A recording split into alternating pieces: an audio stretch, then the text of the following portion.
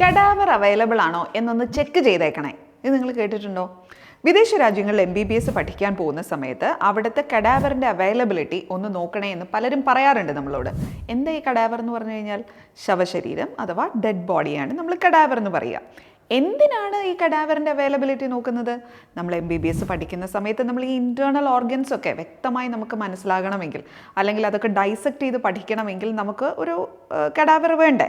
അതിന് വേണ്ടിയിട്ടാണ്. ഇപ്പോൾ ഇന്ത്യയിൽ നമുക്ക് പഠന ആവശ്യങ്ങൾക്കായിട്ട് കഡാവർ അവൈലബിൾ ആണ്.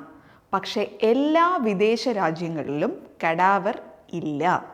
ചില രാജ്യങ്ങളിൽ നിയമം കൊണ്ട് തന്നെ ഇത് റെസ്ട്രിക്റ്റഡ് ആണ്. അതായത് പഠന ആവശ്യങ്ങൾക്ക് വേണ്ടി ഇങ്ങനെ അത് ഉപയോഗിക്കാൻ പാടില്ല എന്ന് പറഞ്ഞിട്ട് റെസ്ട്രിക്റ്റഡ് ആണ്.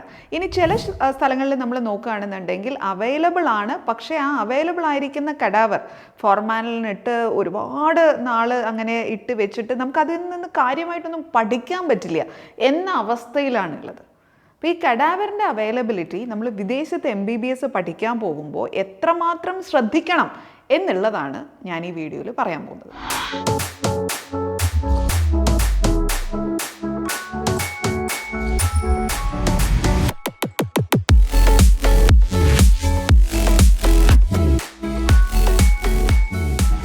കഡാവറിൻ്റെ അവൈലബിലിറ്റി ഒരു രാജ്യത്തില്ല എങ്കിൽ അവിടെ എന്തുണ്ടാവണം?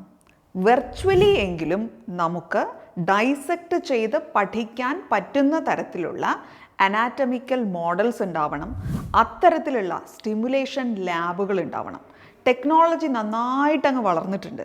അതുകൊണ്ട് തന്നെ ഒരു ടേബിളിൽ ഒരാളെ കിടത്തിയിട്ട് നമ്മൾ എങ്ങനെയാണോ ഡൈസെക്റ്റ് ചെയ്യുക, അതുപോലെ തന്നെ ഒരാളെ മീൻസ് ഒരു കഡാവർ കിടത്തിയിട്ട് നമ്മൾ എങ്ങനെയാണോ ഡൈസെക്റ്റ് ചെയ്യുക, അതുപോലെ തന്നെ വെർച്വലി നമുക്ക് കാര്യങ്ങൾ ചെയ്യാൻ, അത് മെയിൽ ബോഡി ആയിക്കോട്ടെ ഫീമെയിൽ ബോഡി ആയിക്കോട്ടെ, ഇതൊക്കെ ഞാൻ നേരിട്ട് പോയി കണ്ട കാര്യങ്ങളാണ് കേട്ടോ. അപ്പോൾ ഇതൊക്കെ നമുക്ക് കണ്ട് മനസ്സിലാക്കാനുള്ള തരത്തിലുള്ള ഫെസിലിറ്റീസ് പല രാജ്യങ്ങളിലും അവൈലബിൾ ആണ്.